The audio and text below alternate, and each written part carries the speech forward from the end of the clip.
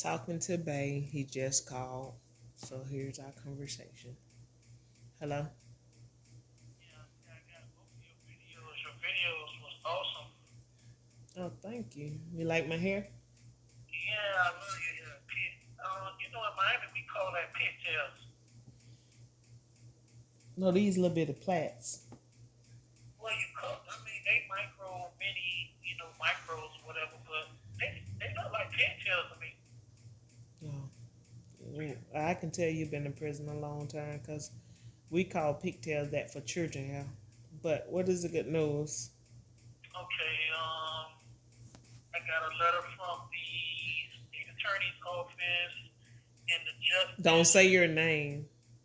Mm. okay, justice project, and it said, dear Mr. Such and Such, we are in receipt of your letter requesting an application for the justice project. Enclosed, please find two forms, a waiver and consent form, and an oath and acknowledgement form. These documents must be filled and Did you just say executed. your name? No, Okay. these documents must be fully executed and notarized when submitting your petition for actual innocence, that you did not commit or participate in a crime, while the Miami-Dade State Attorney Office does not constrain itself by a formal application in order to review claims of actual innocence or wrongful arrest. Please confirm in your petition that you were convicted in Miami-Dade County and prosecuted by the Miami-Dade State Attorney's. Oh, he just turned the lights out. Let me see. Okay, office. Your petition should That lady that night? no. Your Mm-hmm. petition should also contain your case number, a summary of the facts of the crime for which you were convicted, whether you were convicted at a jury or bench trial or by a plea, whether the case was appealed, any post-conviction motions Okay, filed in you the reading the back. whole letter. What's the point? What's the point? Well, I have to. They gave me. They wrote me this letter, and then they gave me an application, and they want to hear about. They want me to tell them what happened in my case, and then they're going to make a decision on whether they're going to accept it for review, and which they probably going to accept it for review. It was their office who did the injustice to me, Hmm. and So instead of in short, um, instead of me going, go ahead. in short, for the ones that's listening, if you can give it to them in 5 minutes, why are you in prison? I'm in prison because I was accused of um, breaking a car window and taking a purse out of the car. I was And sentenced to life for that, mm-hmm. and I only had 47 points. I scored out of no prison. I've been in prison 27, almost 27 years. Come January, be sent for a crime I didn't commit, and also, um, even if I Shut did that door. commit, even if I did commit this crime, the punishment far exceeds what the crime is. Hmm. And what if these people let you out? What you plan on doing different? If you could and I'm talking to my YouTube people and Facebook, some of the Facebook people might hear this. If you could um go back in time or even now, do you think like this situation made you stronger? Like if you was to get back out there, you learned your lesson. Like, do you feel like? Because I talked tonight about going through going through the fire and coming out like pure gold, like in order to change or in order to for God to get your attention, sometimes He have to take you through something. Do you think if you would have never went through that you would still do the stuff that you're doing? Do you think this slows you down? Well, absolutely. I learned so much, since being incarcerated as long as I have. It gave me an opportunity to slow down and, you know, deal with the situation as is. I was able to get my GED, and after I got my GED, I was able to take several trades and several betterment classes, and I was able to, find God and get a, personal relationship with the Lord. my Lord and Savior Jesus Christ, I was also able to find myself. It gave me time to do a lot of thinking, a lot of soul searching, and work on myself as a person. And to really learn that it truly is not just all about me. That I had to respect the thoughts and opinions of others, and I had to, it just made me a stronger and more rougher around the edges.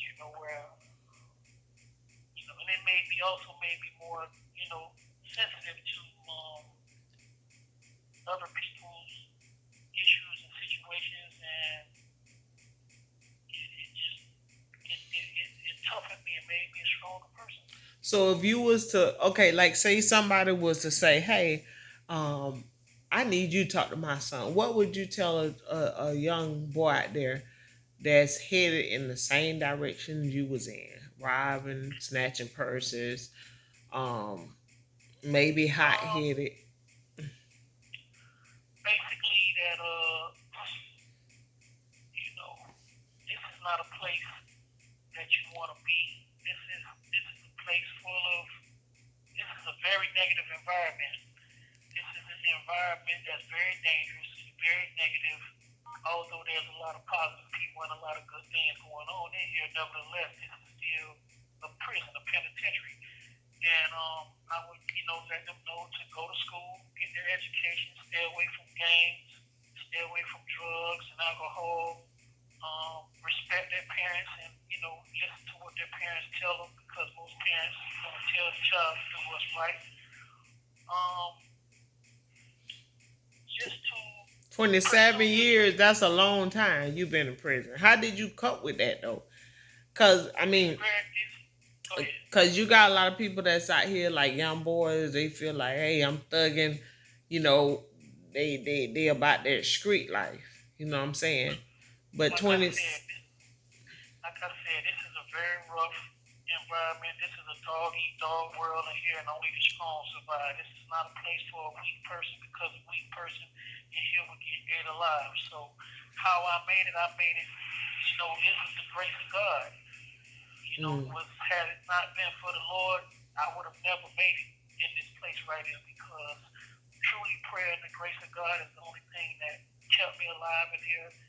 And I've seen a lot of people that went insane. They lost their minds. I've seen a lot of people take their own lives. mm, I've seen a lot of, bad things happen to a lot of good people in here. And I just thank the Lord that I was able to be one of the ones that He chose to go through the fire, like you said. And, I'm here today. do some people Praying. get raped? Do you know? Absolutely. Mm, In the older days, that was a common thing in here, but now it still happens.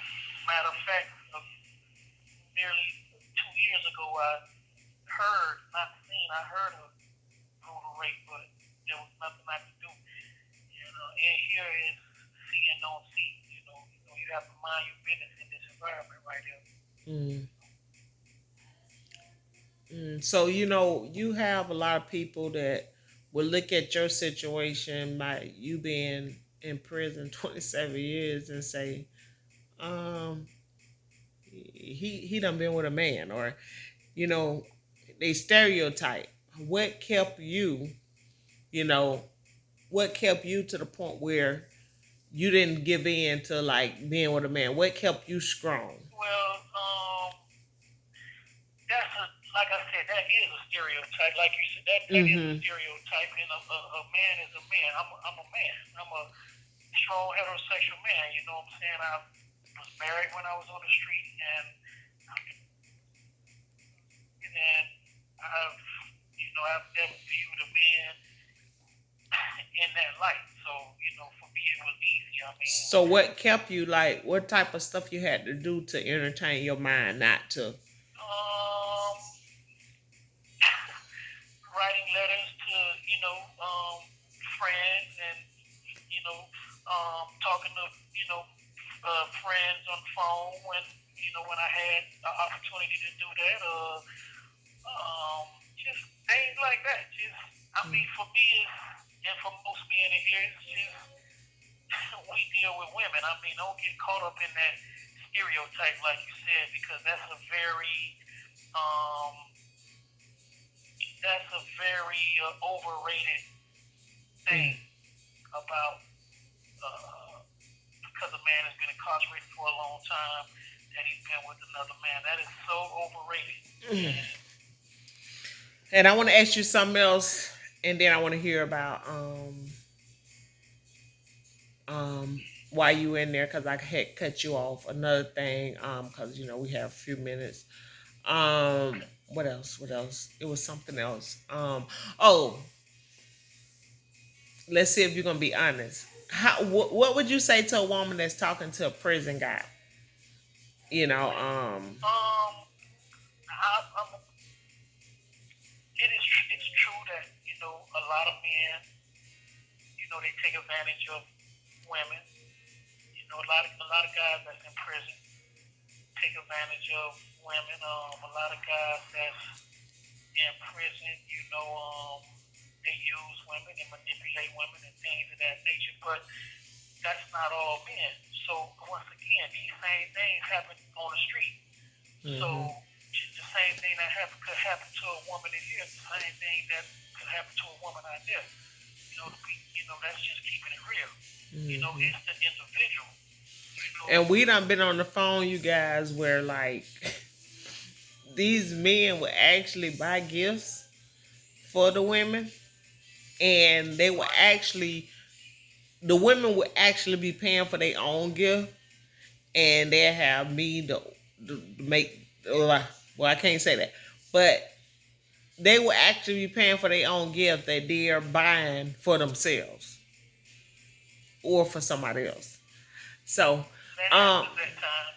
so That in, that that. mm-hmm. Go ahead. I so said in, that happens at times. so in short, tell them why you're in prison now. You was in there 27 years for snatching a purse. You got 3 minutes because I want to get off and talk.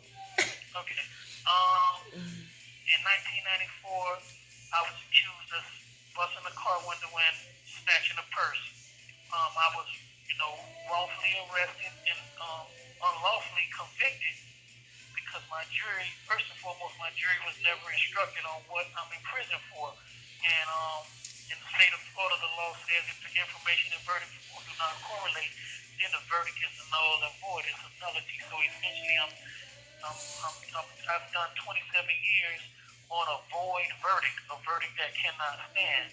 And I've been fighting and fighting and fighting, and I just need some help. Somebody out there that would assist me in obtaining my freedom to get it aware, get it put out there. How can a man who snatched the purse receive a natural life sentence? That doesn't make any sense. The guys in here that murdered, the guys in here that raped, the guys in here that used firearm, mind you, not even a single weapon was used in my crime. How can I be sentenced to the rest of my life for snatching a purse? And I just need, I just need somebody to listen to my story and spread my story and get it out there. You know what I'm saying? And hopefully that it, someone pay attention to it and justice to be served. Because truthfully, I did not do what I'm in prison for. I didn't snatch the purse. And second of all, like I said, even if I did, to sentence me to a life imprisonment for snatching a purse, that's crazy. Mm. And I've done everything. I participated. I'm currently in a faith-based program, in a character-based program. I'm currently in leadership in the programs that I'm in. I have so many certifications, carpentry, tile setting. Um, I've been certified by the state of Florida as a janitorial supervisor. I went to college. I went to Cleaning Management Institute and have certification as advanced cleaning of floors, but below the surface, beneath the surface, carpet cleaning, so many other things that right now I don't have the time to discuss, but in the near future I will be discuss these things. And we'll have topics. Yeah. Because he met someone that's great like me. That's right. She's a gift. She's a gift from above. She's a sweetheart. But I ain't easy. No, she's not. I love her dearly. I love her dearly. So you guys, I'm gonna talk to him for a few minutes, but he gave y'all a synopsis of why he's in there. So a little brief. We'll be back on Prison Talk with the Bay. So I hope y'all liked that little conversation. Be back tomorrow.